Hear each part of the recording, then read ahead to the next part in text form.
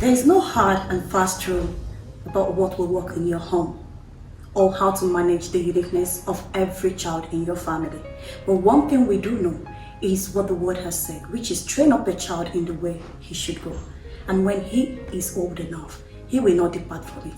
Welcome to another session with Pastor Tinu Asegieme. This is called Family Life with Pastor Tinu. And we are going to be talking about parenting today. But before I move forward, I'm going to allow Pastor Tinu to let us know a little bit about what parenting is all about. I'm always excited. I mean, this is just so beautiful, and I really want to thank you for making this happen. God will not forget your labor of love. Amen. Amen. Now, you see, this matter of parenting, a lot of us, in fact, everybody who came into parenting had no formal preparation. Yeah. I know there are many books out there, but the truth of the matter is many of us did not read books. We just got married and started having children, and we don't realize that parenting requires total dependence on God. Parenting is in stages. When your child is a toddler, the way to handle that child is different from when that child grows to another phase. Yes. And then I believe parenting is in three categories. There is the training period, there's the loving period, there's the discipline period. And we tend to mix these three stages together. We train when we should love. We love when we should discipline. We discipline when we should train. Yeah. And it just mixes everything up. And I just like to arrange things. You see, even in our marriage talk, we would say, marriage is built on three pillars. Yes. That's how I want us to know that parenting is also based on three pillars. Like a very dear friend and brother of ours said, LTD. Yeah. Love, train, discipline. Once you have these three, you will know when to apply what into parenting. So with this very basic foundation, I would love to hear the questions. Okay. Thank you. So I'm going to go right on to the first question. This person says, how can we agree on disciplining our children? I'm always upset when my husband disciplines my kids. Or our kids, because it should be their kids. Exactly. Yes. He is too hard when I talk. He says I should not dictate to him on how to bring up his children. What is the right approach to this? Discipline is so important in parenting, and it's sad to say many children are not disciplined. In this particular situation, I would love to put it this way, that to discipline the children is not only one parent's responsibility. Both the man and his wife should be involved in the parenting of their children. Yes. Now, many of us tend to repeat how our parents raised us. It can't work. The syllabus that they used to raise us, if we use it now, we'll kill our children. There are many good ways to bring discipline to our children without damaging them, without hurting them, but yet discipline is very, very important. If the wife and the husband are already in division as to the raising and the discipline of these children, the children are watching and they will use it against them. Yeah. They will use it. When the child wants something, the child knows who to ask for something, because they know, when it comes to chocolate and biscuit, it's mommy. And we know if we ask daddy will be telling us about our teeth. And daddy will be telling us about money and Nigeria. Yes. Let's go to mommy. These children's minds are working. But when the husband and the wife agree on a standard discipline in the home, for example, if you want something and she just says, let me go and ask mommy. If mommy and daddy have this understanding, when the kids come and say, mommy, can we have chocolate? And she has the culture of, let's ask daddy.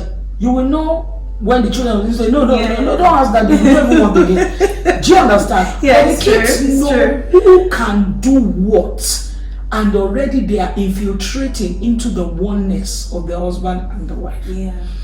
And this lady already is saying, I don't like it when my husband is disciplining the children.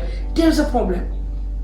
because she sees the children more as her own. And in all fairness, many women are like that. Yes, we really don't like our husbands disciplining the kids, one in beating.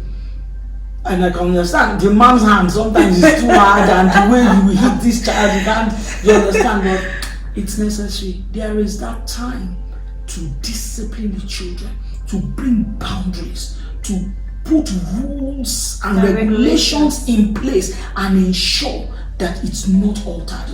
Once one party between the couple begins to shift the goalposts, the children will enjoy it. Let's give a good example of time.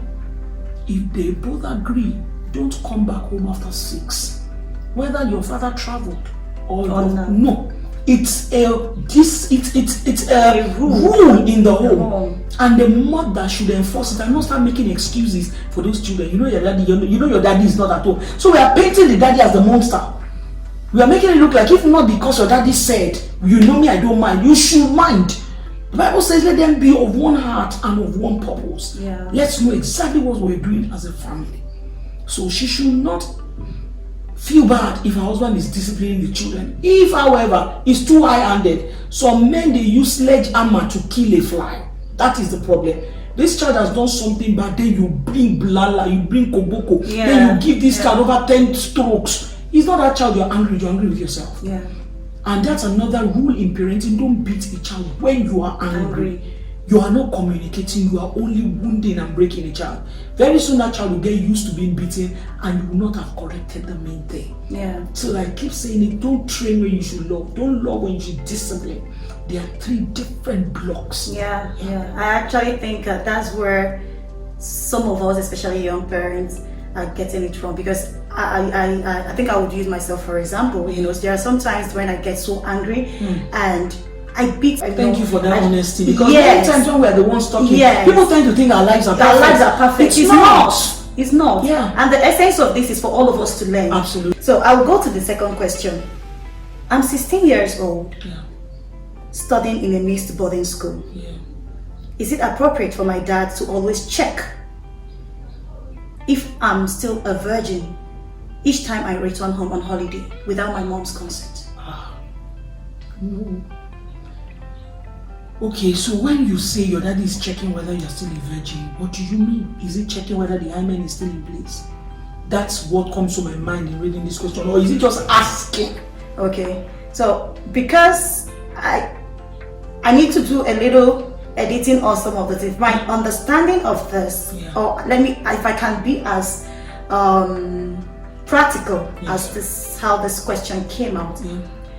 This child is trying to explain that each time she comes back home, because she's studying in a mixed school, each time she comes back home for holiday, the dad comes sometimes in the night trying to use his finger if she's still a virgin, and he comes with that exact word. I need to know if you're still a virgin. No, please. And you don't have to tell your mom. Come on, that's child abuse right there. Exactly. That is totally unacceptable.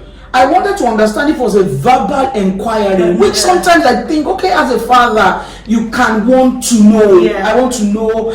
Well, I really don't know the extent some people want to go when it comes to certain inquiry. It's relationship that brings correspondence, right? It's how close I am with my children that they can tell me certain things. Do you understand? As a father, I don't even know how okay that is. That when a child comes on holiday, you people sit down and say, okay, let's check your virginity status. It's off for me.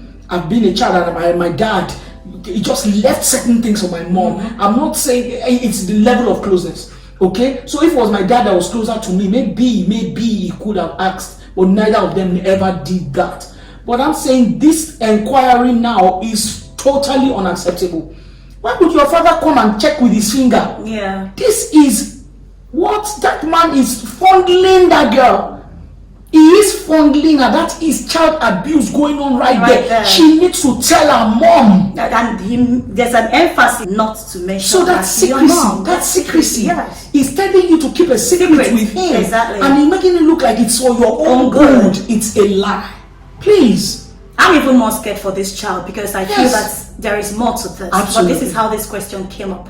You know. So I think if it's possible, I would have I don't know who this person is because he just dropped on the mailbox. Yeah. I would encourage the person to have a one-on-one counseling where we can get to know more on this issue and find a way to help not just the daughter, even the mother. Well, a lot of people are just not discerning. They are too absent. You are too absent. So, what kind of sleep is this now? I'm sorry. I know I can be very, but my mind, the way my mind works, are you honestly sleeping this much? That the man leaves your side, goes into this girl's room. When did they have this conversation? How did he do it? And what kind of relationship does the daughter have with her mom that the father will go this extent and the girl will not tell her mother? Please listen to me clearly. This is a clear case of child abuse. That father is molesting his daughter. And I hope he's the father indeed. Because no true father will do this. Yes. So there is more, like you are right. Yes. And I pray we are able to get to the end of this. Yes. Please feel free to drop in a message or try to chat us up, and we'll get back to you in case you need more help in this issue, on this issue. Okay, the third question is, during this lockdown, a friend caught her son in the act of masturbation. Apparently, he is already addicted to it. She is devastated and has no single idea on how to go about the rehabilitation. Please, how can we help her? How old is this child we're talking about? I don't know, this just came up, so I should assume that this should be a child in his or her teens. And then, of course, another thing that would have been important to know is whether it's a guy or a girl. It really doesn't matter because an addiction is an addiction. Because she said a he, so it should be a guy. Before you start conducting a deliverance or start praying, you need to know the source. Where did this all start from? You need to know how the door to sexual immorality came into your home. You need to know how far is gone. Many of them, they supply one another. They're a group of friends. This person supplies this, and it does not go as masturbation alone. Sometimes it goes with smoking and many other things. They go together. I can only beg that you don't get so angry and start beating this person, because it does not solve the problem. I wish we laid the foundation in saying that there is a proper time to drive fear in the heart of our children. It's between the moment they are born till they are 10. Please, I keep saying this to parents. Don't befriend your children when you should be parenting them. Don't play with the season of life that you should. Let them. God that created us gave Israel 10 commandments.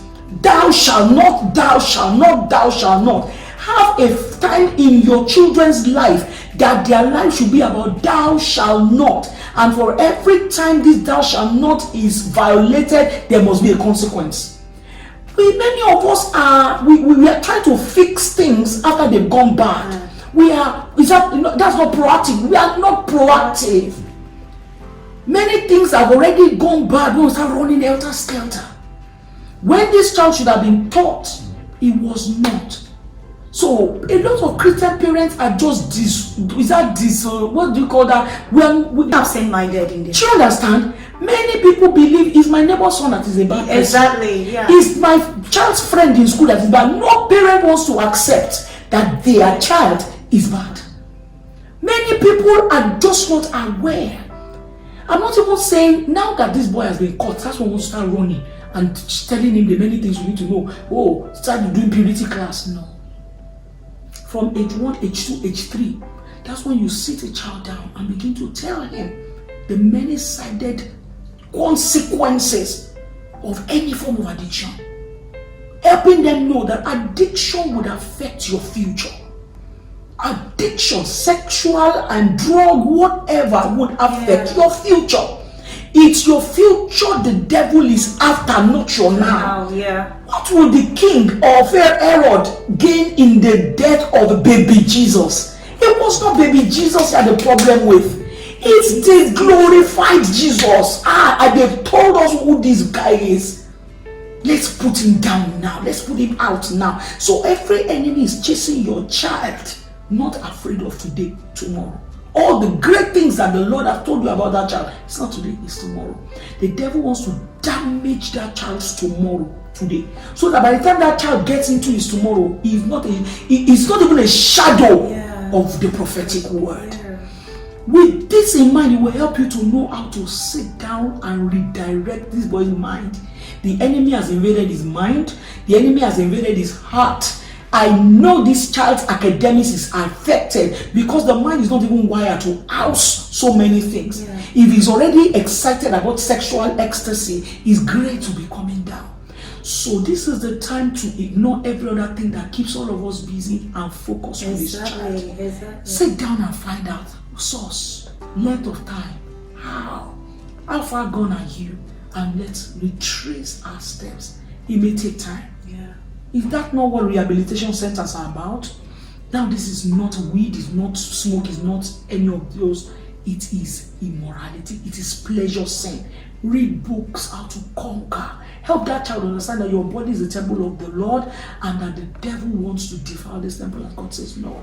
Do you understand? So you can't be far from this child and you can't be angry. If you bring anger in, you will lose the child because they'll just start pretending. Do you understand? Help that child understand his life in Christ. How we have dominion. We have dominion over habits. We have dominion over everything. Of course. As long as you come into collaboration with the Holy Spirit and He'll walk you out of it. I know so many people who have been walked out of many destructive habits. So it's not impossible. And he's still a teenager. Can you imagine if this child was not caught and he grows into adulthood like this? No wife can satisfy him. Do you understand? So if God opens your eyes to see the gravity of what's on ground, He will help you to go on your knees, then to sit down with your child and talk. Wow. Parents, let's not be absent-minded. Let's pay attention to what is happening under our roof. A lot is going on that we're not aware of. Even from the household, from the stewards, to the what's it called? The security, the drivers, and all that. They bring different elements, different things into our homes that we do not know. Especially those of us that are career people. I'm telling you, a lot is happening. The conversation between the domestic staff and your children, they should be close enough to tell you. Exactly. What is that driver telling you in my absence? I should be close enough to my child to say, Mommy, guess what Uncle D said today? If that's not going on, then you are too busy. Yes. What is going on under the bed of your children, do you know? That's where a lot of bad things are stored. Exactly. A friend of mine was telling me the other day that the daughter or the son was playing with the sibling, and the next thing she heard was, I will kill myself for you, I will kill myself for you. And she called this child and was like, where are you picking that from? And I said, and to this person is always telling us that she will kill herself for us if we don't come and eat. I said, if she's now saying I will kill myself for not coming to eat, then what would she now say when the real crime is committed? I mean, these people are just doing a lot, so we can't just leave the lives of our children in the hands of caregiver and expect them to come out well. I don't know. It's really something that bothers me. I read something somewhere sometime back and it made so much sense to me. He said we keep our jewelries and things that are valuable in the bank. And we keep our children in the hands of total strangers. That makes a lot of sense.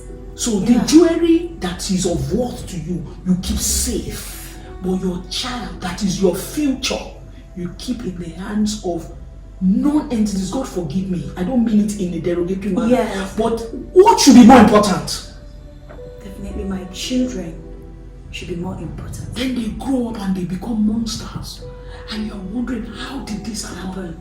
I study many characters in the Bible, like Samson, with the great prophetic word on that boy. How did the parents forget?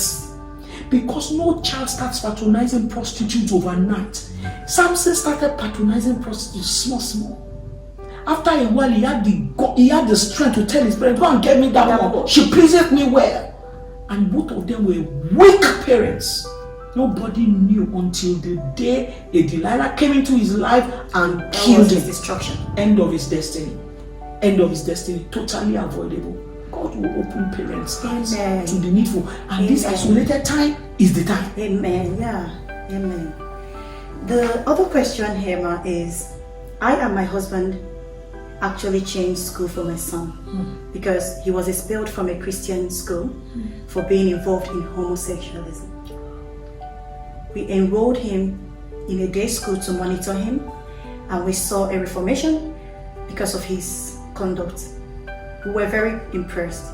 Unfortunately, the lockdown gave us the opportunity to discover that it is far from being over, as he introduced his younger brother who stays in the same room with him. My God.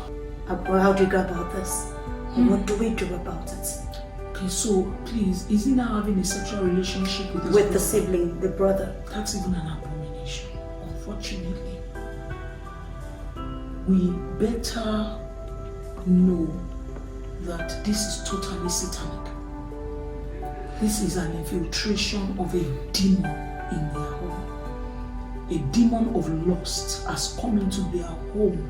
So they are going to deal with it spiritually, prayerfully, emotionally. Yeah. They definitely need counsel.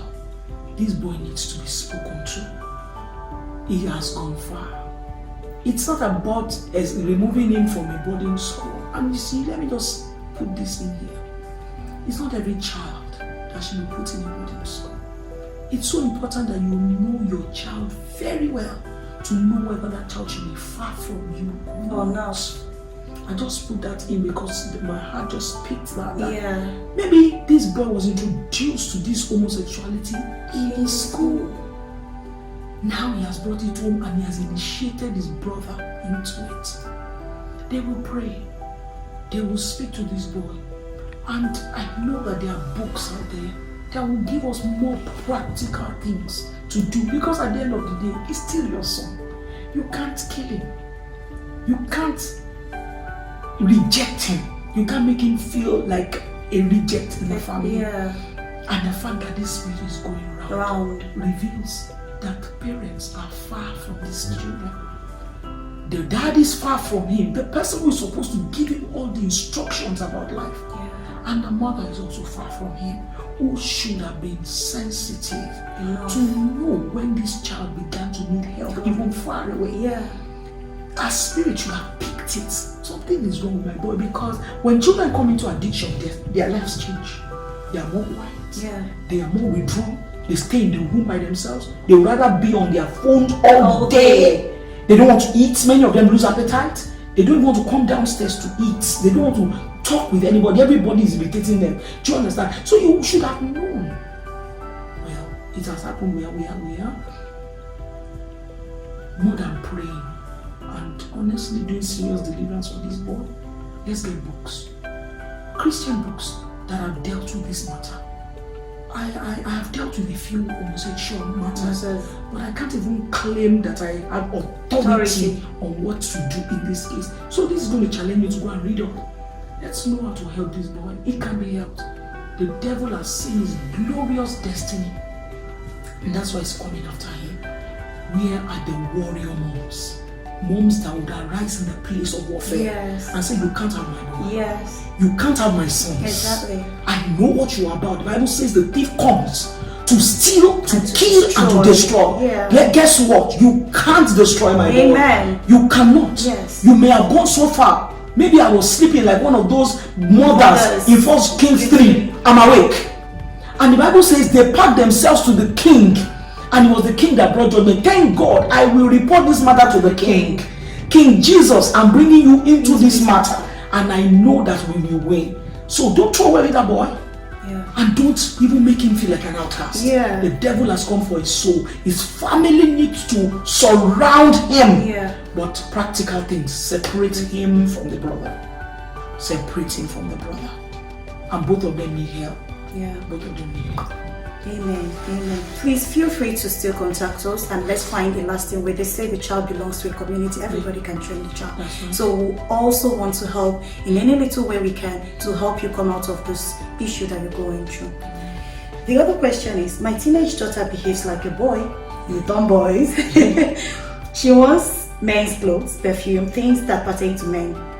Now girls are even attracted to her. Wow. The other day I saw a suggestive chat on her phone with a girl. How do I work on this before it gets out of hand? I hope it has not gotten out of hand. Out of hand already, yeah. I hope it has not gotten out of hand, because one of the ways to know that your child is slipping off, is when your child is slipping off into homosexuality, is when everything the opposite is catching her or him. Do you understand? Yeah. Dressing like a guy, talking like a guy, there's just all those funny demeanor. You can't sit up, you're a girl, you can't sit up, you just throw yourself all. Yeah. These are, I read it this morning, at times to look out for when your child is getting into lesbianism. And I say, you see, some mothers can even call it fashion. Yeah. Do you understand? Yeah. Say, oh no, that's a fashion. No. I like male fragrances for perfumes, it's not a problem. But when you are concerned, and now you are meeting a suggestive chat, it's time to sit down with your daughter. Yeah. Let's talk. What's going on? Why are we doing this? Why are we doing that? What do you have against dresses? You're a girl, you're not a boy. Because all manner of information comes to them in school. And if they're even abroad, it's worse in that they'll be telling them, oh no, you're free to choose. You were born a girl, but you can decide. No, not in the word of God. Okay, so I would encourage the mother to have a conversation with her daughter and help her know what her concerns are before it already goes out of hand. And I pray that it has not already gone out of hand. By God's grace, we want to believe that it hasn't gotten out of hand in Jesus' name. Amen. The other question is, what on earth can make a son beat up his mother, all because she corrects him? Beat up his mom. Mm-hmm. That's a spiritual problem. That's a spiritual problem. That person, the child that beats up his mom, needs help. He needs a mental. They need to check him up. What we know is that boys love their mothers. I don't think the question is complete. Please, yeah. Boys love their moms. When a boy beats his mother, there is more. What could bring the provocation? What the Bible says, honor your father and your mother, so that your days may be long and it will be well with you in the land of the living. When you see a need to raise up your hand to beat your mother that brought you into this world, then it's psychological. It's spiritual. So many things are wrong. And I pray that the person helps us to expatiate the matter just a little more, so that we will understand the source. Where did that come from? Okay, the other question here is, when is the right time to discuss sex education with my kids? As soon as a child can talk, age 2, you just don't go graphic. You don't go all out. You understand. Sex education starts the moment you begin to help a child know that this is your breast, this is your vagina. Nobody should touch it. In fact, from when my children were as young as 4, 3, I bath them. And I tell them, wash your bum yourself. I tell them, take a little soap, wash your bum yourself. And when they are done bathing, I'll say, did I touch your bum? Say no. If me, your mom, does not touch your bum, nobody should touch your bum. Even if a house help bats you, tell her, put soap in my hand, I will wash your bum. That's sex education right there. Do you understand? And the same goes for a guy. Nobody should touch you, and people should stop all these pee and wee. That's not the name of these things. They have names. Because a boy will tell you, oh, auntie should touch my pee. What does that mean? Tell this boy, this is a penis. God gave it to you. It's part of your body organ. Nobody should touch it. And when anybody touches it, let me know. Do you understand? This is sex education already going on. Don't you graduate from the elementary conversation on sex education, which includes don't touch, nobody should touch it, except for the purpose of washing, nobody should touch it. Don't encourage unnecessary body contact, be it in school, in church, and when anybody touches you in a way you don't understand, tell mommy. It's so important that we say this to our kids, because abuse is everywhere. In the bus, in the school, among teachers, students, even in church, unfortunately. Sunday school teachers, all manner of funny, unprintable things happen. Learn to open the door for communication about sex with your children. Yeah. There is no, once your child can talk, communication starts. Once your child can hear you say come, communication has started. Wow. Dear parents out there, this program is Family Life with Pastor Tinu Asegieme, and all we are dealing with is family life issues, starting from parenting to marital issues to the single life. As singles are also part of the family. Absolutely. Yes, and we want to help each and everyone in the society have a healthy, godly, enjoyable family life. So don't forget to follow us on our social media handles that is displayed on the screen. If you are scared of dropping in anything on our social media handle, please use the email address posted or on the screen and send us your messages or your queries or your questions or any concern that you may have, and we will be right here to discuss it and address it, and also use your story to help another person out there. Until next time, please stay uplifted and let the Lord bless you richly and immensely. Thank you very much for watching. Do have a blessed day.